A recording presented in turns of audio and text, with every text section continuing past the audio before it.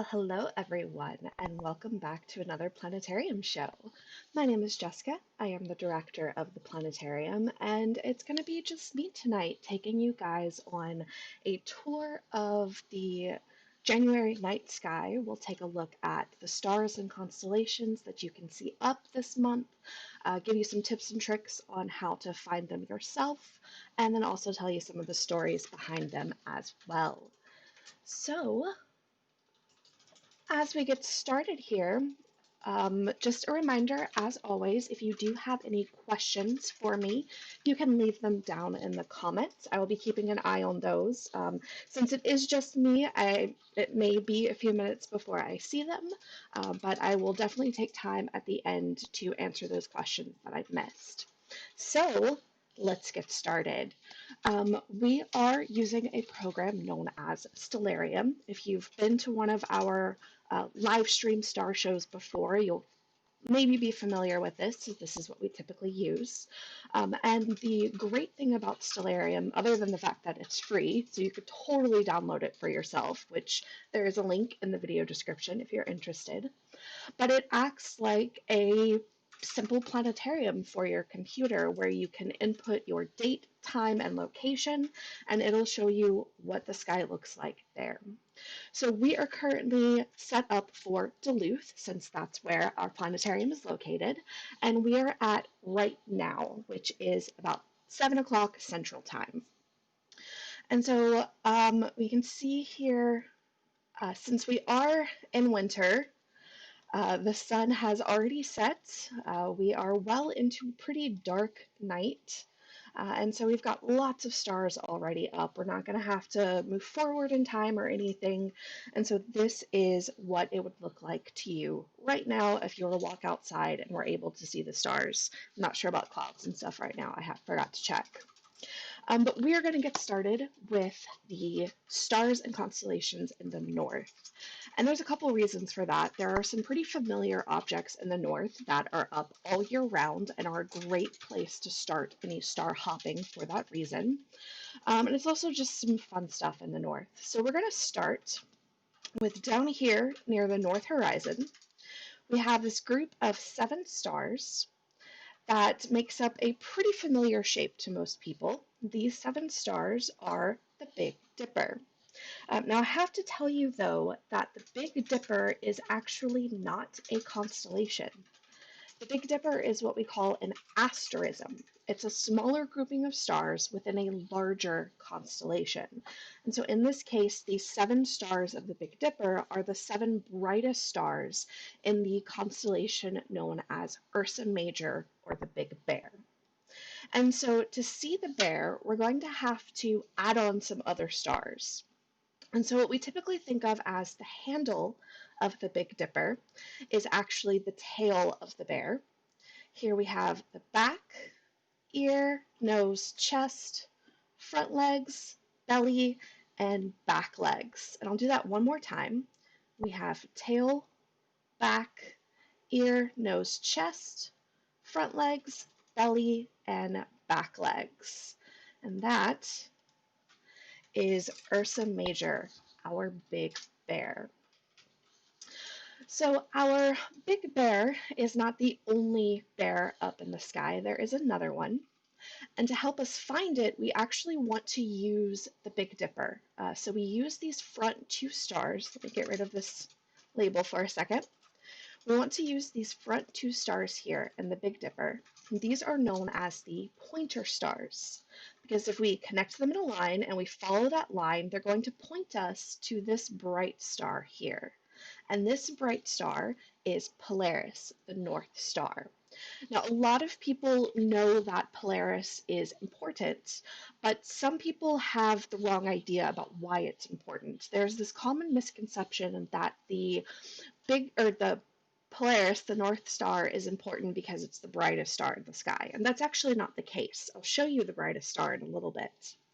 But what's important about Polaris is the fact that it's the only star in our sky that doesn't appear to move. So if I were to speed up time, we would see that all of the stars in the sky rotate around, move around, and that's of course because the Earth is spinning. all except Polaris here. It stays put, it stays where it's at.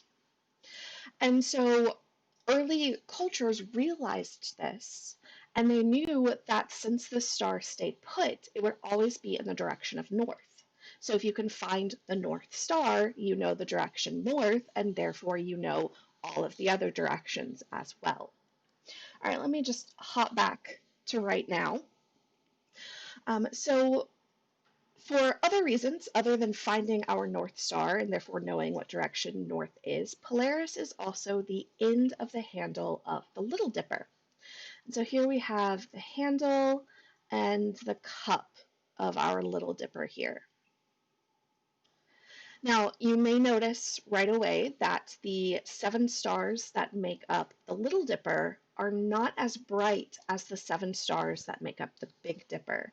And that's why a lot of people have trouble finding the Little Dipper in the sky, because the stars aren't as bright.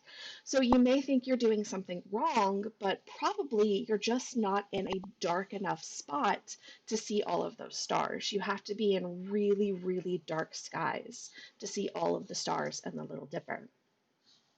So our Little Dipper is also Ursa Minor, a little bear.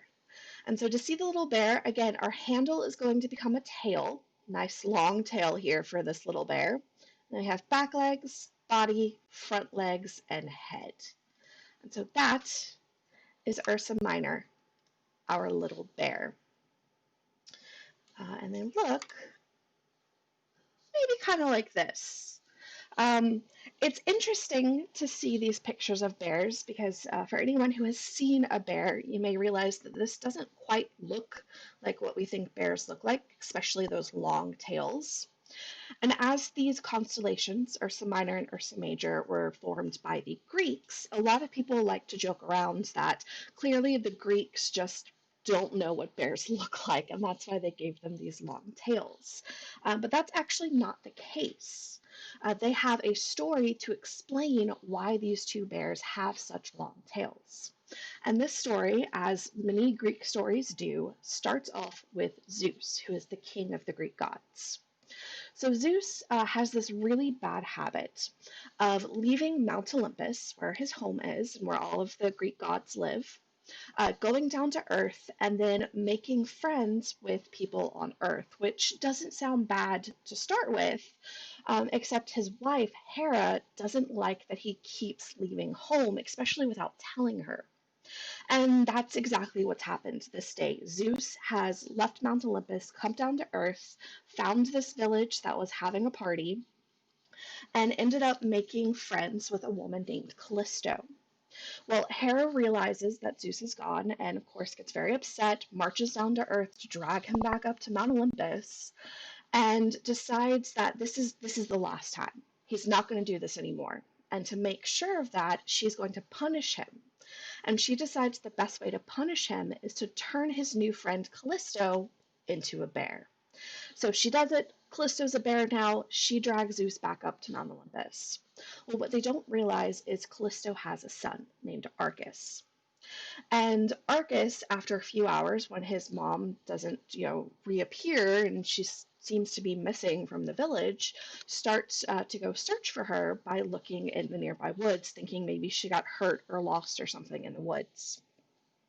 And so Arcus is out, and while he's searching, he comes across this big, beautiful bear that is actually his mom, but he doesn't realize that. So he is about to draw his bow and arrow and protect himself from this bear. Thankfully, though, Zeus had come back to check on Callisto, and he sees Arcus with his bow drawn and realizes what's about to happen. And unfortunately, Zeus doesn't have the power to undo Hera's curse, so he can't turn Callisto back human. So what he decides to do is turn Arcus into a bear as well, and then decides that he wants to turn both bears into stars so that they can live forever together up in the skies as bears. But to get them up there, he has to pick them up by their bear tails, spit them around, and fling them up into the sky. And that process of being spun and flung is what stretched out those bear tails. And so that gives us our long-tailed big bear, which is Callisto, the mama bear. and our long-tailed little bear, which is Argus, her son. So that is the Greek story of the bears. Now, in between our two bears sits another really fun constellation. If we take those two pointer stars again, but instead of going all the way to Polaris, we stop at the first bright star we see. This star is actually the end of the tail of Draco the dragon. And so we'll follow his long winding tail up to his big full belly, down his neck, to his eyes and mouth, and he's breathing fire all over the horizon. And so we have Draco the dragon here. All right, so those are some really fun constellations to start off in the north. But let's now turn our attention over to the east, because coming up in the east are a set of 6 bright constellations that are seen in the winter sky known as the winter hexagon.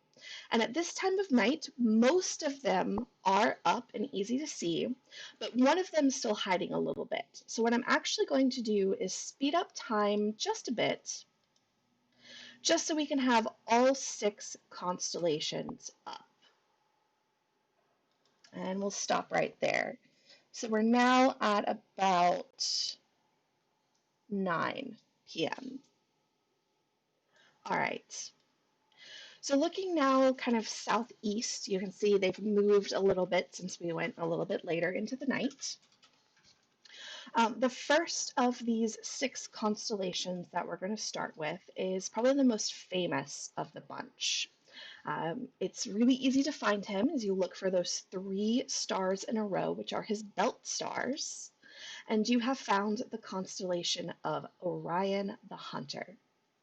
And so here is his belt, here's his sword, his knees, his shoulders, and then we have a either shield and a sword that he's holding overhead, or this is a bow and he's got some arrows.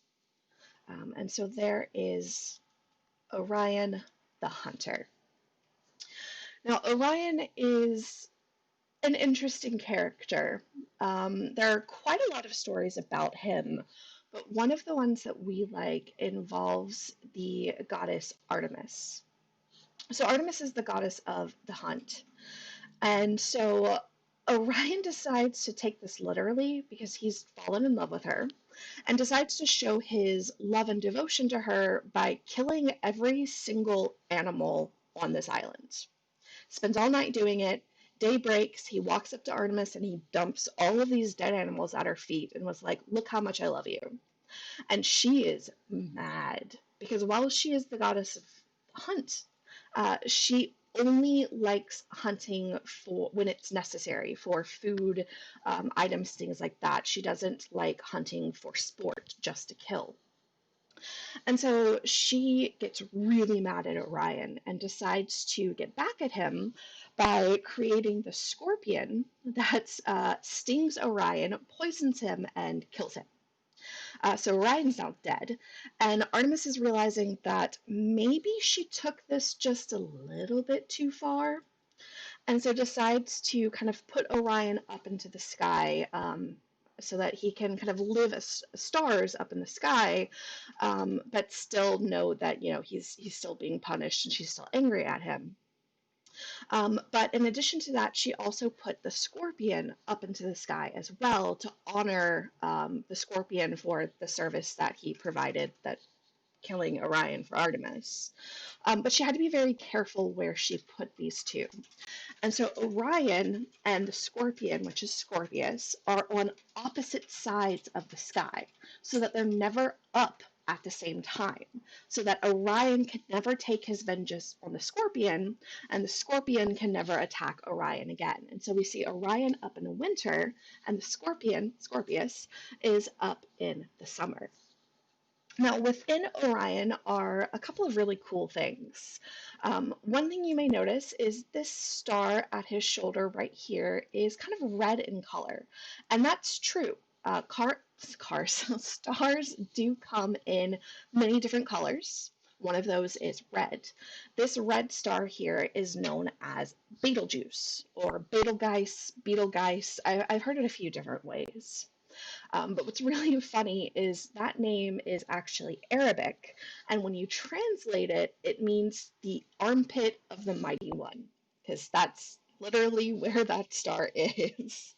Now, the star is red because it's what we call a red supergiant. It is a star that is at the end of its life and is going to go supernova soon. I say soon because in astronomy that could be tomorrow or 1,000 years from now. We're not quite sure. And a star going supernova might sound scary. So I want to put your mind at ease. We are far enough away that it's not going to hurt us or harm us in any way, but we are close enough that it's going to be super bright when it goes supernova. So bright that we'll be able to see it in the daytime. So myself and many of my astronomer colleagues hope that soon is actually soon because we would love to see this in our lifetime. The other really cool thing in Orion sits in his sword right here. You notice that there are these 3 points of light, but if I zoom in, we see that that middle point of light is actually not a star. It's this fuzzy cloud of gas that we call a nebula. And since this is in the constellation of Orion, it's known as the Orion Nebula. Now, this is a gorgeous object to look at through a telescope. You won't see it quite like this because our eyes aren't quite as good as a camera, but you still will see the kind of fuzzy nebulosity-ish stuff, and you can even make out hints of this kind of pink and blue color.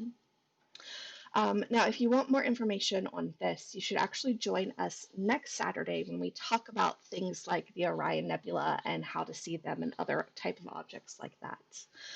But back to this one. The Orion Nebula is what we call a star-forming region. So it's a giant gas cloud where stars are being born. And so there are little baby stars in there, new planetary systems being made. It's a really cool, beautiful object to see. All right, let's move on from Orion now. Now, Orion has a couple of companions. He has a couple of hunting dogs. And to find those, we're actually going to take the belt stars and use them as pointers, just like we use those 2 front stars of the Big Dipper. So first, we're going to take those belt stars and we're going to follow that line down to this very bright star here. This is the star Sirius, which is the brightest star in the sky, in the nighttime sky.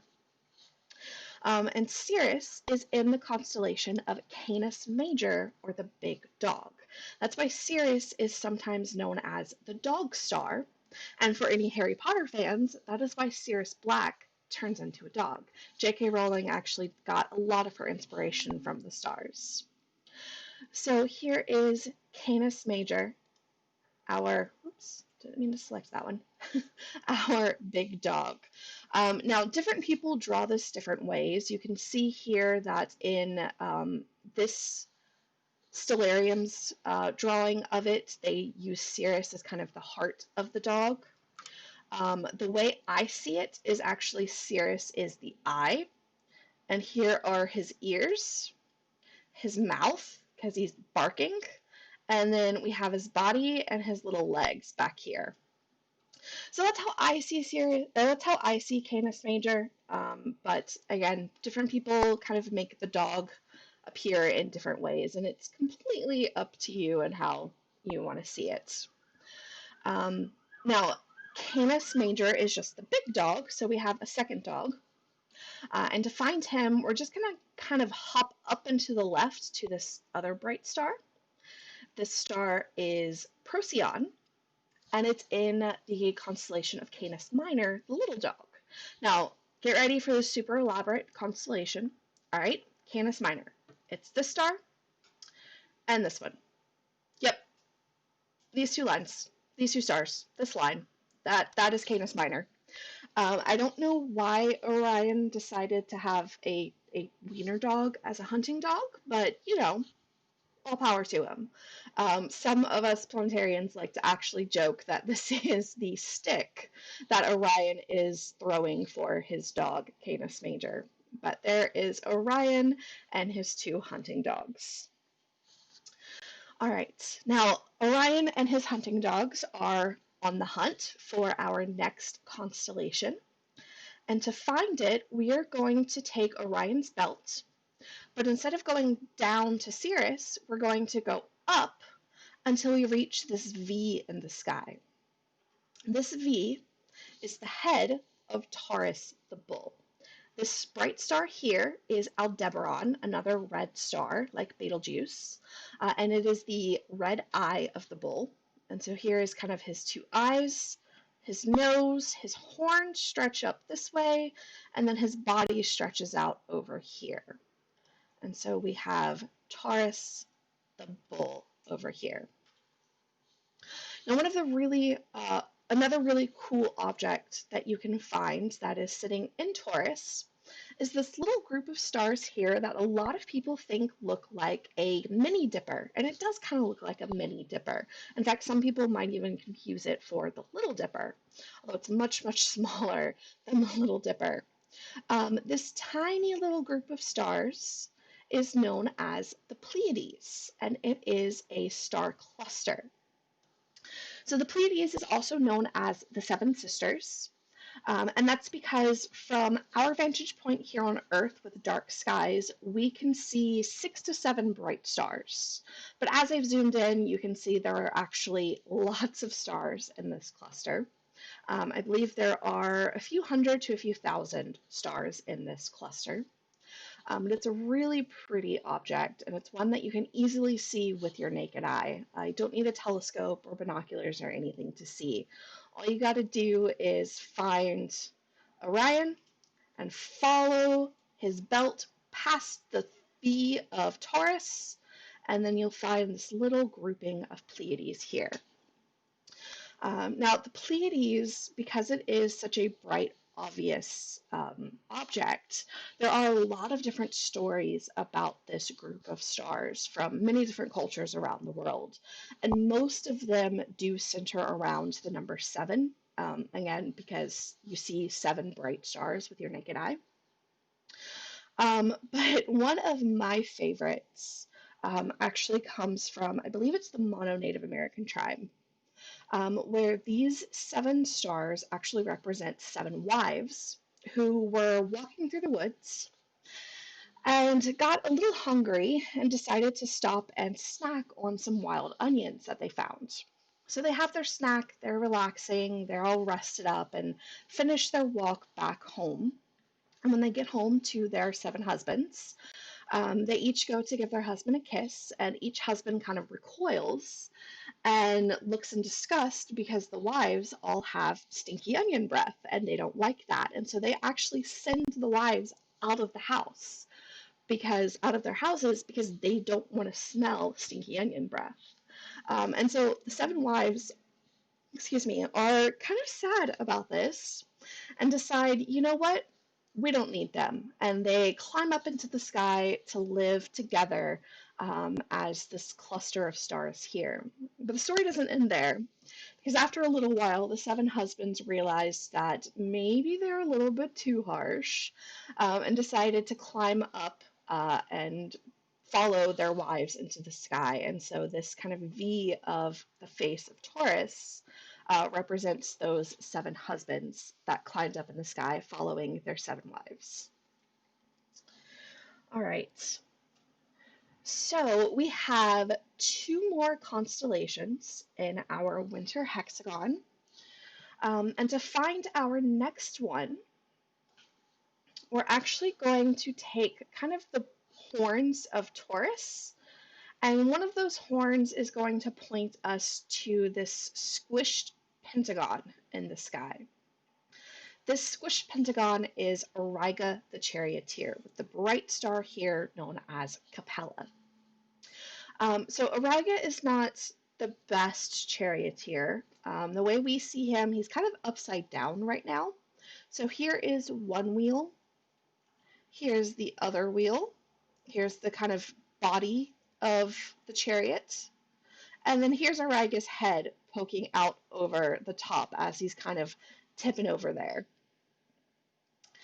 And then the last of our 6 winter constellations in our winter hexagon sits in between Auriga and our little dog. And you can find it by these 2 bright stars close together. These are Castor and Pollux, which are the twin stars in the constellation of Gemini, the twins. And so Castor here has a long body and short little legs. Pollux has a short body and long legs, and they're kind of arm in arm as they walk together along the Milky Way. Now, these 2 twins are often told as being very mischievous troublemakers. Kind of think of Dennis the Menace times 2. Um, and one of my favorite stories about the Gemini twins actually doesn't have them walking arm in arm here. What they've done is essentially they crashed a wedding and as a joke decided to kidnap the bride and run off with her. And so what we're actually seeing is the 2 twin brothers carrying the bride running away from the wedding as they've kidnapped her. But one of the stories that we decided to come up with in the planetarium says that Auriga is actually not that bad of a charioteer. What's happened is the Gemini twins knocked him over, and now they're running away from him before he can climb out and catch them. That's one of the fun things about the stars and constellations is there's no real right or wrong to them. You can make up whatever pictures you see, you can use them to tell whatever stories you want to tell. And this has been done all over the world for as long as we have records back. We see that people notice these patterns in the sky and they use them to tell stories. And while the Greek constellations are the ones that you're probably most familiar with, those aren't the only constellations in existence, and they're not the right constellations or, the only. They're just the ones that were picked by astronomers to map out the sky. And so while I haven't got to highlight a lot of other cultural stories tonight, and it is something that we like to try and do, we do have other shows and other things as well that can go into that we will do in the future. But with that, we are coming up onto the end of our half hour. So let me go and check if we have any questions coming through. I'm not seeing any at the moment. If you do have any questions for me, now is a great time to leave them down in the comments and I will answer those. And while I wait and see if we do have any questions come through, let me tell you a little bit about what's coming up over the next week. So on Wednesday of next week, we will be doing a show called Furry Physics, which is all about how different animals and insects actually use physics to do things, navigate, hunt, things like that. There's a lot of really cool things, a lot of cool animals and things in this show. And then next Saturday, we will be doing our Messier objects and how to find them. So that Orion Nebula and the Pleiades that I talked about tonight, those are 2 of over 100 objects known as the Messier objects. So we're going to tell you all about what these are and give you some good ones to try and spot for yourself, both some that you can see with your naked eye and some that you might need a telescope or a pair of binoculars to see. Oh, all right, so we did just get a question. Did other cultures see a bear in the Ursa Major constellation? Yeah, did other cultures also see a bear? That is a great question. And some cultures did see a bear in where the Greeks saw Ursa Major. Others saw, so like the Ojibwe see a fissure, which makes a lot more sense for the long tail, and then the rest of it looks pretty the same with the head and body and legs. There's also, and I'm forgetting which culture. Instead of seeing a bear itself, what they actually see is a hunting scene using these seven bright stars. With these four are the bear, and then these three are a hunter that are hunters that's chasing after the bear. Um, and yeah, so there's lots of different. Some do see bears, some see other animals, because it's kind of easy to see the shape of an animal with the body and head and legs and tail here. And some see other things, like the Norse see a big wagon here, which also makes sense. This shape kind of looks like a wagon. All right. Let's see, do we have any other questions? Not at the moment. All right. Well, a couple other things before I wrap up. We are now doing private virtual shows. If you would like us to do a show for your group of friends, family, we've actually done a couple of birthday parties, which were a lot of fun. We can do private shows for your group. We're even doing virtual field trips as well. So if you're a teacher or know a teacher who's looking for a virtual field trip option, I'll let them know. They can find details for this on our website. And lastly, we are still selling our Stellar Distancing t-shirts to help raise money. As many of you know, we have been closed since mid-March without any ticket sales or anything. So this is just going to kind of help us stay afloat until we can open back again, which hopefully will be soon, but we'll see. It's a for anyone who's been to our planetarium, you know it's a very small space, and so we just want to make sure that risk is completely minimized before opening up for anything. But thank you everyone for joining me here tonight. I'm not seeing any more questions, so we will wrap up there. Again, if you want to play around with Stellarium yourself, you can find the link to download it for free in the video description. I've also put a link to a star map that you can print off and use to navigate the stars this month as well. So again, thank you for joining us. We hope you have a wonderful rest of your weekend, and we will see you again next time. Bye, everyone.